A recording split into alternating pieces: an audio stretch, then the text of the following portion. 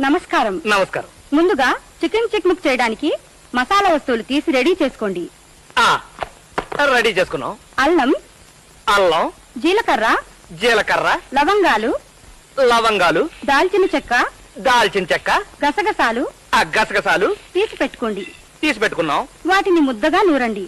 Okay. Next ఉల్లిపాయ ముక్కలు, వెల్లుల్లిపాయ రేఖలు తీసుకోండి. ఉల్లిపాయ ముక్కలు, వెల్లుల్లిపాయ రేఖలు తీసుకున్నాం. ఇప్పుడు శుభ్రపరిచిన కోడిని తీసుకోండి. అలాగే తీసా.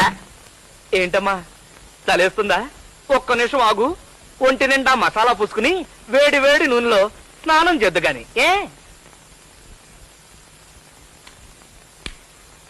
క్రమ పద్ధతిలో చేస్తే ఆరోగ్యం చక్కగా ఉంటుంది.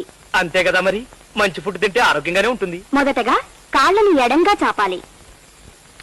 చాపా. చేతులు వెనక్కి ఉంచాలి. చేతులే? కోడికి చేతులు ఎక్కడుంటాయి? భాషా దోషం. రెక్కలై ఉంటాయి. వెనక్కి పంచ. తలని మెల్లగా అటూ ఇటూ తిప్పండి. తిప్పే. ఇప్పుడు కాస్త స్పీడ్ గా తిప్పండి. ఇప్పుడు కాలు దగ్గరగా పెట్టి ఊపిరి గట్టిగా పీల్చండి. చచ్చింది కదా. మన ఊపిరి అయి ఉంటుంది. మెల్లగా ఊపిరి వదలండి. ఇప్పుడు తల కిందకి పెట్టి కాళ్ళని పైకి లేపండి. తల కిందకి, కాళ్ళు పైకి లేపిన కాళ్ళని మెల్లగా అటూ ఇటూ ఊపండి. ముందుకి వెనక్కి, ముందుకి వెనక్కి.